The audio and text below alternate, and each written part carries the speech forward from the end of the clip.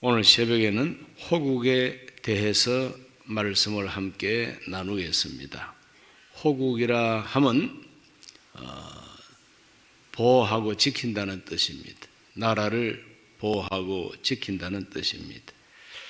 천신만고 끝에 1948년 8월 15일 자유민주 대한민국 공화국을 건국했습니다.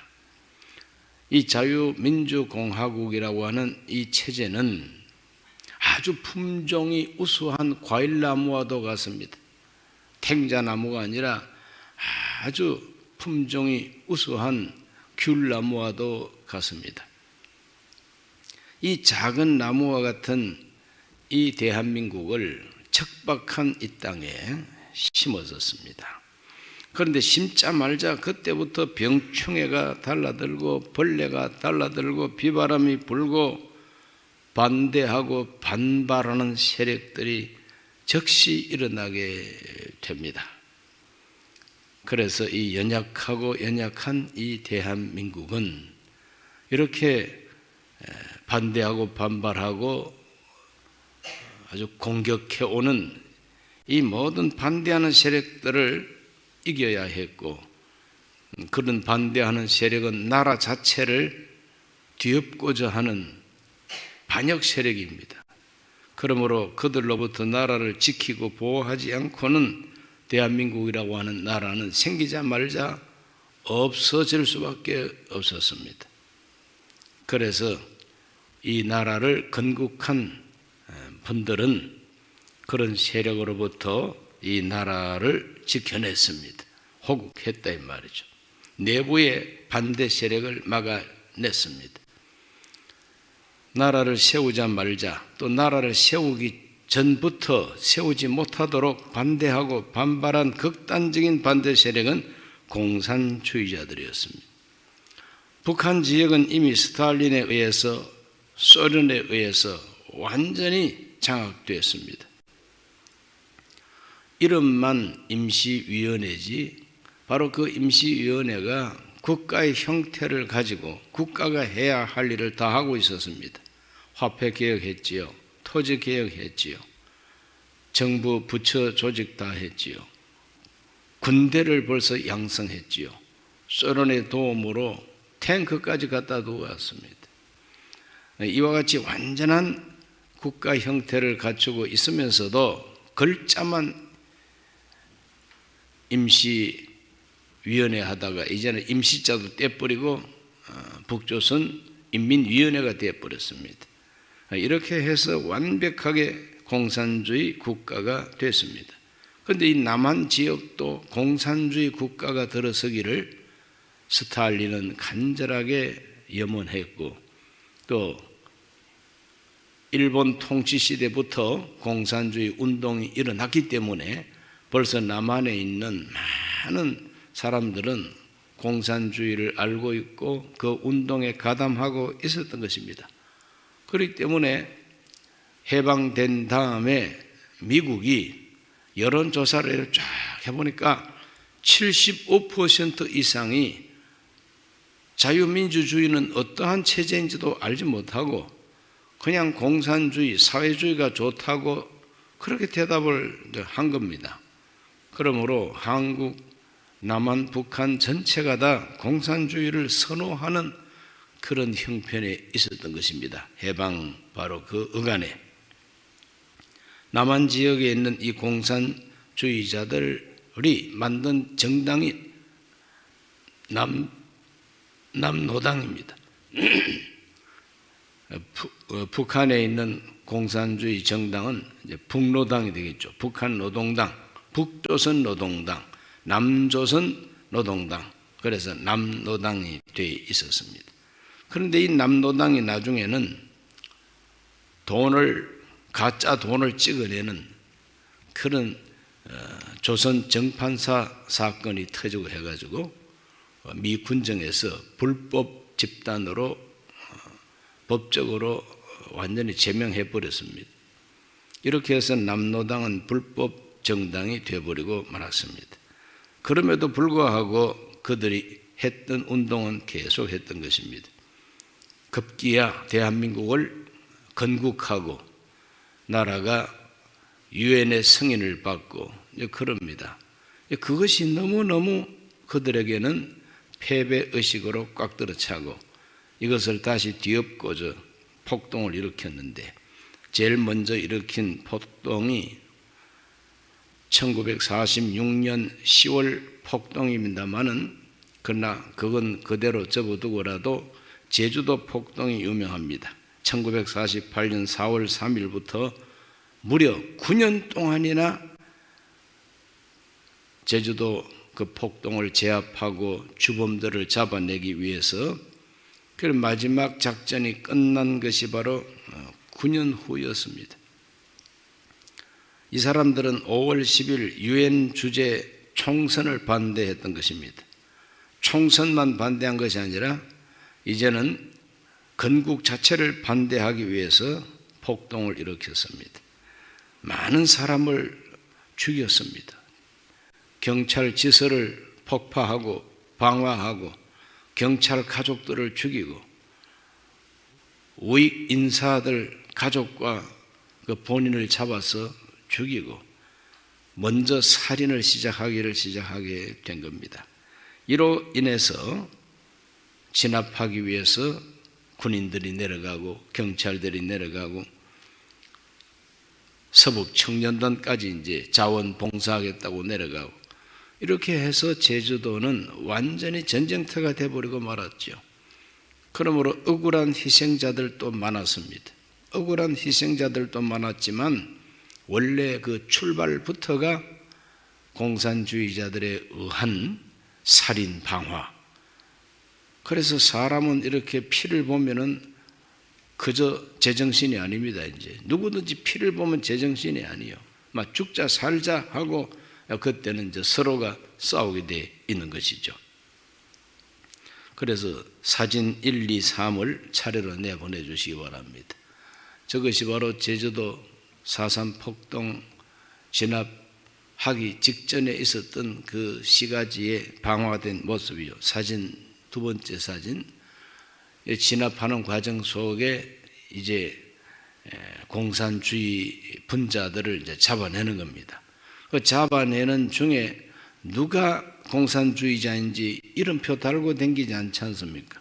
그러다 보니까 그 가족들, 친구들, 그 연루가 되어 있는 사람들은 몰수히 그냥 잡아내는 것입니다. 세 번째 사진도 보여주세요. 군인들이 내려가서 이제 진압하게 되는 겁니다. 이렇게 해서 많은 사람이 목숨을 잃게 됩니다. 진압군들이 내려감으로써 희생자들이 더 많이 나오게 되는 거죠. 그러나 그 문제를 일으킨 주범들은 더 잔인하게 경찰 가족, 공무원 가족들, 그리고 우익 인사들 처단하고 색출하고 죽이고 총을 빼앗아가고 이럽니다. 이것은 내전이나 마찬가지죠. 베트콩과 같은 그런 역할을 하게 되는 것이죠. 그런데 그걸 가지고 폭동이라고 해야 될는지 한거라고 해야 될는지 헷갈리는 분들이 많아요. 틀림없는 폭동이죠. 사람 죽이는 게 폭동 아니고 뭡니까? 아무리 민주화가 좋은 것이라 할지라도 사람 죽이면서 하는 민주화는 그 민주화 아닙니다. 사람 잘 살자고 하는 게 민주화인데 사람 죽이면서 무슨 민주화입니까? 폭동인 것이죠. 항쟁이라고 우겨댑니다. 그러나 폭동입니다. 그래서 천신만고 끝에 세워진 이 나라가 세우자 말자 또 세우기도 전에 이런 폭동이 일어나게 됐는데 이런 폭동을 막아내지 못했다면 총선거도 할 수 없었고 대한민국을 세울 수도 없었어요. 그러나 이걸 지켜내고 보호했다는 거죠. 그다음 두 번째로 일어난 폭동은 뭐냐면 여수 14연대 반란이라고 하는 것입니다. 1948년 10월 19일부터 10월 27일까지 한 열흘간 여수 순천 일대가 완전히 쑥밭이 됐습니다. 그때 손양은 목사님의 두 아들도 순교하게 되고 수많은 기독교인들이 그 지역에 있는 공산주의자들에 의해서 지역 빨갱이들에 의해서 학살을 당하게 됩니다. 이와 같이 무서운 일들이 일어나게 된 것은 제주도 폭동을 진압하기 위해서 여수에 주둔하고 있던 14연대 장병들을 제주도로 보냈습니다. 그런데 가지 않습니다. 제주도로 가지 않고 그들은 어떤 대의명분을 내놓았느냐면 동포를 학살할 수 없다. 우리는 같은 동포를 학살할 수 없다. 이러면서 그 14연대 남로당에 속한 그 군인들이 반란을 일으키게 됩니다. 그래서 자기들의 반란을 반대하는 군인들을 같은 군인들끼리 어제까지 서로가 한 가족처럼 지내던 그 군인들이 서로가 아니죠. 일방적으로 남로당 군인들이 남로당 아닌 군인들을 죽입니다. 그리고 바깥으로 뛰쳐나와 가지고 지역에 있는 빨갱이들하고 연합을 해가지고 경찰서, 지서, 그리고 관공서 다 접수하고 완전히 조선민주주의 인민공화국을 세우게 되는 것입니다. 그래서 그들은 동포를 학살할 수 없다 하면서 명령을 거역하더니 얼마나 많은 동포를 죽이는지 모릅니다. 기독교인들부터 색출해서 죽입니다. 그러므로 그것도 요즘 들어와가지고 항쟁 이런 말로 표현합니다. 여러분, 항쟁을 하더라도 비폭력 항쟁이 항쟁이지 사람 죽이는 항쟁은 항쟁 아닙니다. 그것은 반역이요, 그건 폭동인 것입니다. 그래서 여수 14연대 군인들이 일으킨 이 폭동이 반란이, 그거는 폭동이라 안 그러고 군인들이기 때문에 반란이라 그럽니다. 여수 14연대 반란입니다.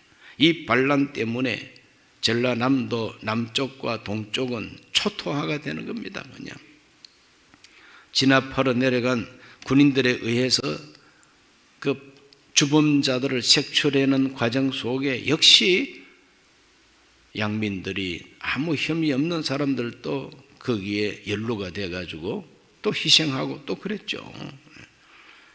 동포 학살 반대한다 그러면서 얼마나 많은 동포를 학살을 하는지 똑같습니다. 그냥 이건 항쟁이 아니죠. 이거는 폭동이요 반란인 것입니다. 그들은 현수막을 어떻게 붙였느냐? 이번에 우리 특별 새벽기도의 현수막은 뭡니까? 대한민국을 지켜주소서입니다. 그런데 여수 14연대 반란 일으켰던 그 시대의 현수막은 뭐냐? 우리는 조선민주주의 인민공화국에 충성한다. 이렇게 현수막을 갖다 붙였어요.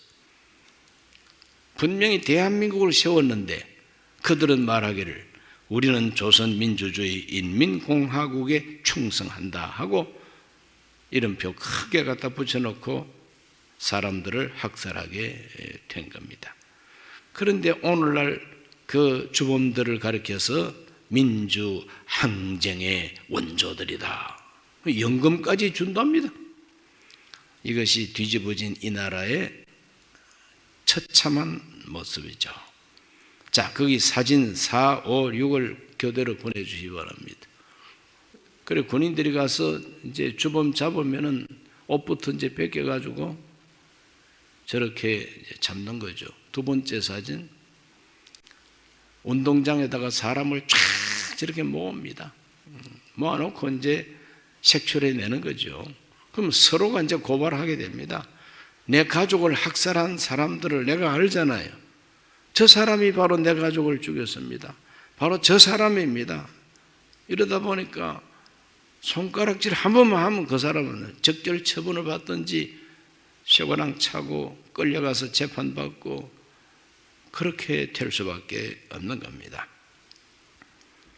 학살자들은 이와 같이 참 색출해서 처리하는 것이 마땅하지만 혐의가 없는 사람들이 괜히 일가 친척이다 이것 때문에 그냥 연루가 이제 돼가지고 같이 희생을 하고 그러다 보니까 원망이 원망을 낳고 원수가 원수를 낳고 나중에는 뒤죽박죽 이제 되는 것이죠. 그러나 출발이 중요합니다. 누가 이 문제를 출발시켰느냐? 바로 그것이 공산주의자들이다. 공산주의자들은 언제나 불질러 놓고 총 쏘아서 사람 죽여놓고 나중에는 싹 빠져버립니다. 이제는 너희들끼리 잘 지지고 볶고 싸워봐라 이라고 빠져버립니다. 이러므로 전라남도 여수 순천 지역을 중심으로 14연대 반란이 일어나는데 또 이것을 겨우 막아냈습니다. 나라를 세우자 말자 이런 폭동과 이와 같은 반란이 일어났을 때 이걸 쉽게 막아낼 힘이 없었어요. 참 어려웠습니다. 그러나 그래도 호국 지키고 보호했습니다. 이렇게 군인들까지 들고 일어나니까 나라에서는 1948년 12월 1일부터 국가보안법을 제정하고 그때부터는 이 보안법을 가지고 재판을 했습니다. 국가보안법. 그런데 요즘 와서는 이 국가보안법을 폐지하려고 혈안이 되어 있죠. 군대 내에도 남노당이 꽉 들어가 있습니다. 14연대뿐만 아니라 대한민국 그냥 군대 안에 장교, 사병 할 것 없이 많은 사람들이 남노당입니다. 그런데 그 남노당의 총책이었던 군사 총책이었던 사람이 목사입니다. 이재복 목사라는 사람이에요. 여러 가지 이름을 가지고 자기를 변장하면서 돌아다니면서 군인들을 포섭하고 장교들을 포섭하고 이재복 목사라고 하는 사람이 누구를 포섭했느냐? 박정희 전 대통령을 포섭해가지고 남노당 만든 목사입니다. 경상북도 영천 사람이죠. 버린 문둥이 가운데 시뻘건 문둥이가 이렇게 남노당을 조직할 때에 군사총책이 돼가지고 그런데 체포됐어요. 그 체포돼가지고 명단을 이렇게 쫙 얘기하는 중에 박정희 이름까지 나왔습니다. 그때 소령입니다. 박정희 소령 체포당하고 군사재판, 임시군사재판에서 사형 선고를 받았어요. 이 사형 날짜를 기다리고 있는 중에 이 박정희 소령의 능력을 아깝게 보고 그가 가담한 정도를 보고 죽일 것까지는 없지 않느냐 해서 겨우 살려냈습니다. 누가 살려냈느냐? 정일권 옛날 국무총리 오래 했잖아요. 그거 다 은혜 갚는다고 국무총리 오래 그 자리에 있게 해준 겁니다. 백인엽 장군, 백선엽 장군 이런 분들이 박정희를 살려냈습니다. 살려냈기 때문에 제3공화국이 탄생하게 되고 나라 경제가 발전하는 기초를 확실하게 깔게 되는 것이죠. 그러므로 죽이는 것이 능사가 아니죠. 살리는 것이 능사요. 회개시키는 게 능사지요. 그러므로 하나님께서도 죄 많은 우리 인간을 찾아오셔서 회개하라 말씀하신 겁니다. 그런데 이 뺄갱이들 공산주의자들은 죽이는 게 전공이에요.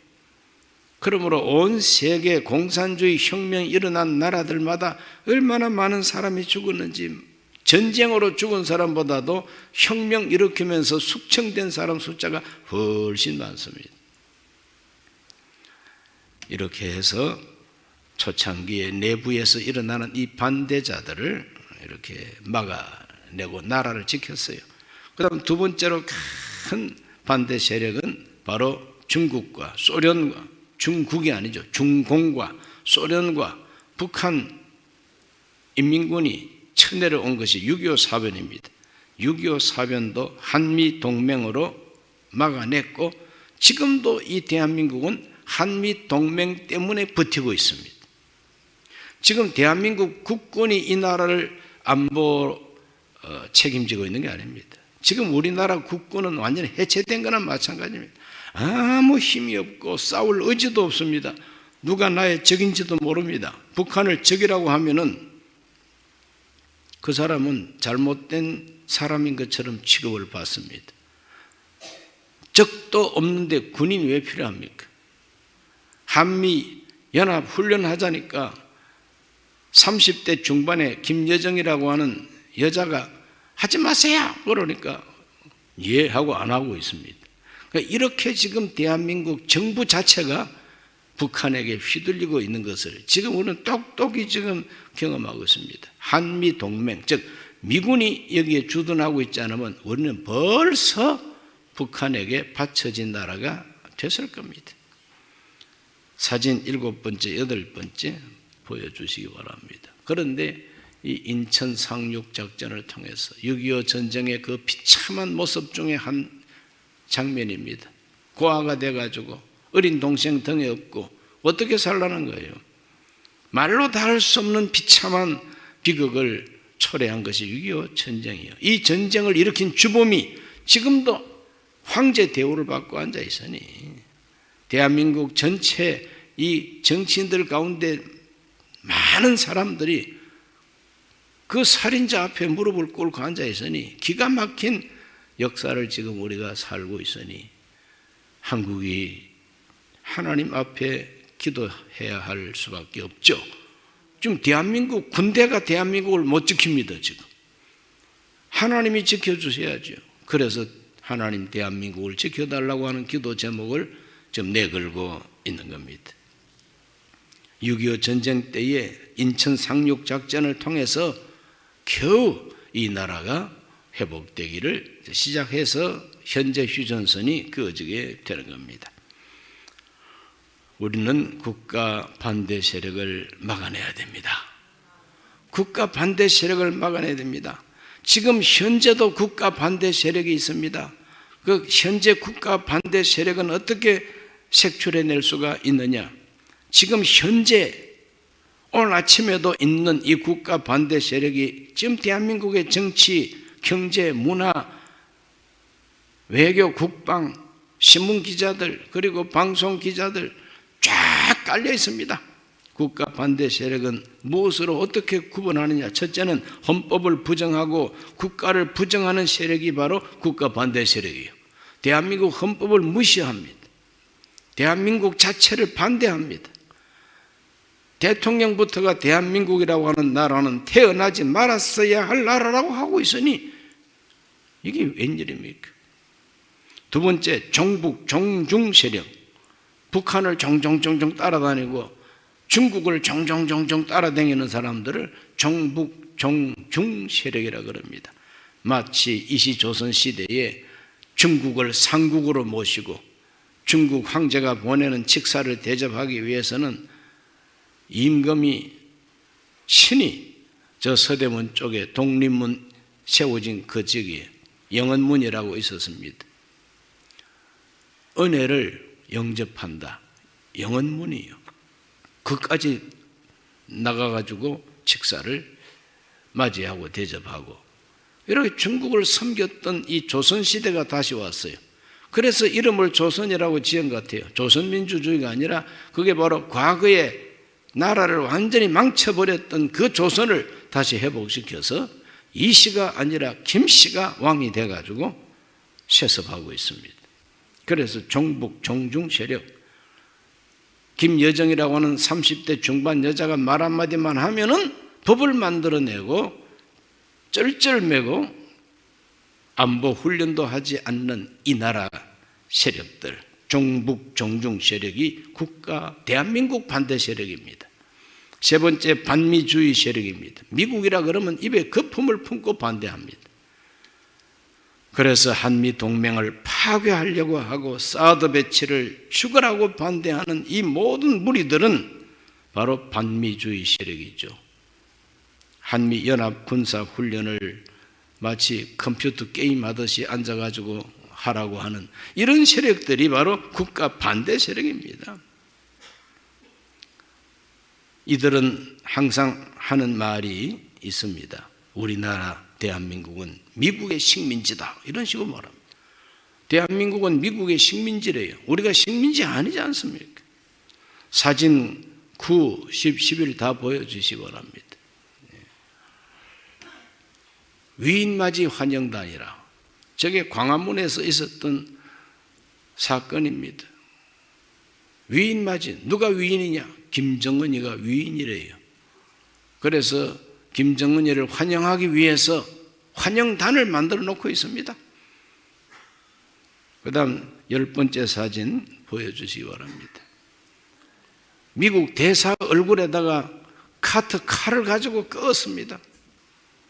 그래서 이 얼굴에다가 칼을 그어가지고 피가 난자하게 흐르고 그런 적이 있지 않습니까? 박근혜 대통령 시대에 저 사건이 터진 것이죠. 와이셔츠 피가 낭자하고, 그러므로 한미동맹이 우리나라 안보의 가장 기둥뿌리인데 그거다 대놓고 칼을질을 하는 이런 세력들이 바로 종북 세력들이죠. 미국과 한국의 동맹이라는 것은 세계에서 가장 든든한 동맹입니다. 이 동맹이 이제는 가만히 사진을 보세요. 손가락 끝만 이렇게 잡고 있어요. 전에는 이렇게 악수하는 사진이 나왔는데 요새는 손가락 끝만 슬쩍 대놓고 있어요. 그만큼 지금 한미동맹이 약화됐다고 하는 사진입니다. 한미동맹은 손가락 끝만 댈 것이 아니라 두 손을 꽉 잡아야 되는 것이죠.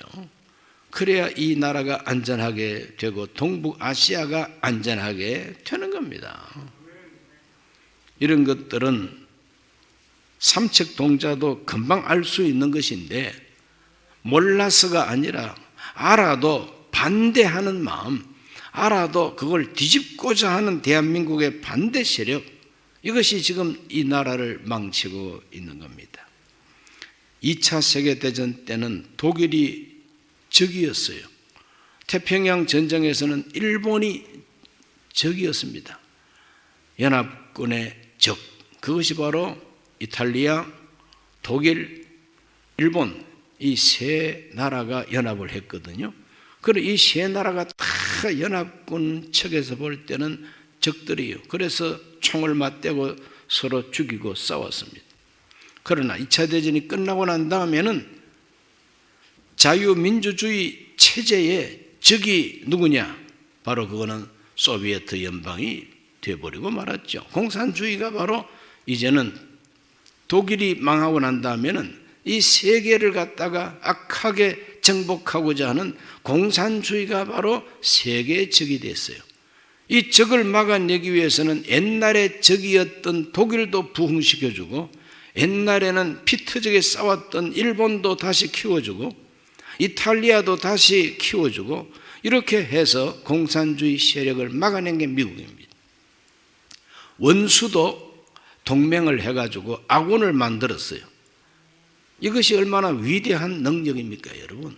원수를 회개시켜가지고 내 편을 만든다고 하는 게 얼마나 위대한 능력이냐고. 이와 같은 열린 마음을 가지고 우리가 일본을 대해야 되는 것인데, 그 옛날에 당한 거 그것만 잔뜩 생각하고 피해의식에 젖어가지고 컴플렉스에 걸려가지고 일본 그러면 자다가도 일어나가지고 죽이려고 그러고 반일 감정을 부추기고, 그러면서 또 일제는 되게 좋아하고 완전히 이율 배반이죠. 겉다르고 속다르죠. 일본도 앞으로 동북아시아의 안전을 위해서는 우리의 안보 파트너가 돼야만 되는 것이고 서로 협력해야만 되는 것입니다. 이런 것들을 우리가 생각할 때에 대한민국을 지키기 위해서는 국가 반대 세력을 막아내야 돼요. 그들로부터 나라를 지키고 보호해야 됩니다. 호국. 그래서 동작동 국립묘지, 대전 현충원, 또 대한민국 여러 곳에 있는 이 모든 현충원에 묻혀 있는 저 군인들의 비석은 이 나라를 지키기 위한 호국의 표적이죠. 그러므로 하나님 앞에 우리들은 나는 지금 호국의 대열에 서 있는가를 반성해 봐야 됩니다.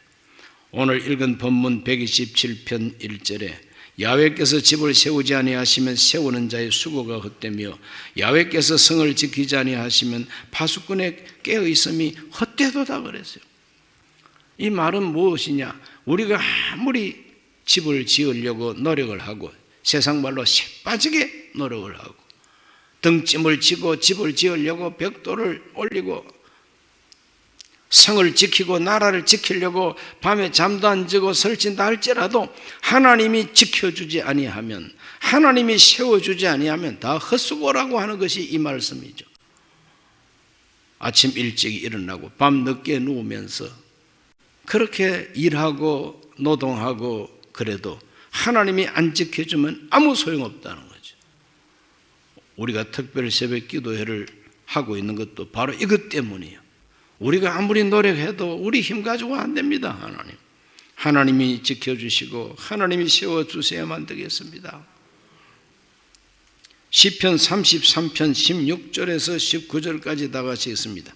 많은 군대로 구원 얻은 왕이 없으며 용사가 힘이 세어도 스스로 구원하지 못하는도다. 구원하는 데 군마는 헛되며 군대가 많다 하여도 능히 구하지 못하는도다. 야훼는 그를 경외하는 자 곧 그의 인자심을 바라는 자를 살피사 그들의 영혼을 사망에서 건지시며 그들이 굶주릴 때에 그들을 살리시는도다 그랬어요. 여기 핵심적인 내용이 뭐냐? 많은 군대가 있다고 해서 용사가 힘이 세다고 해서 스스로 구원할 수 없다는 거예요. 하나님이 지켜주셔야 된다는 거죠. 하나님이 함께 주셔야 된다는 겁니다. 하나님의 인자심을 바라고 하나님을 경외할 때에 하나님은 영혼을 사망에서 건져내 주시고 굶주릴 때에 살려주신다고 그랬어요.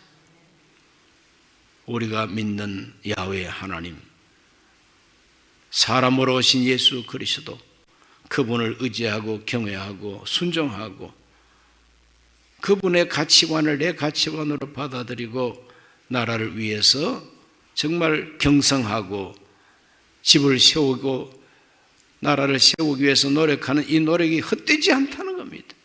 감사하게도 대한민국을 세울 때에 대통령부터가 크리스천이요, 많은 국회의원들이 크리스천이요, 많은 장관들이 크리스천이고, 그래서 기독교 정신을 가지고 헌법을 만들고 했기 때문에 하나님이 이 나라를 지켜준 결과가 현재 오늘입니다. 이걸 다시 뒤엎어버리려고 남노당 세력과 같은 이 세력이 지금도 반대하고 나라를 지금 잡고 있습니다. 하나님 지켜주옵소서. 우리의 기도가 돼야 됩니다.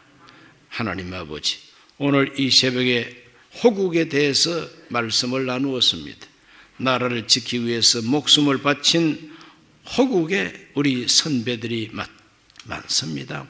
하나님, 나라를 호국할 뿐만 아니라 지켜내고 성장시키기 위해서 얼마나 많은 분들이 땀 흘리고 애썼습니까? 헛되지 않게 하여 주옵소서. 그러나 우리 인간이 피 흘리고 땀 흘리고 아무리 노력해도 야훼 하나님이 지켜주시고 세워주셔야만 됩니다. 하나님, 우리를 불쌍히 여겨 주시옵소서. 예수님 이름으로 기도하옵나이다. 아멘.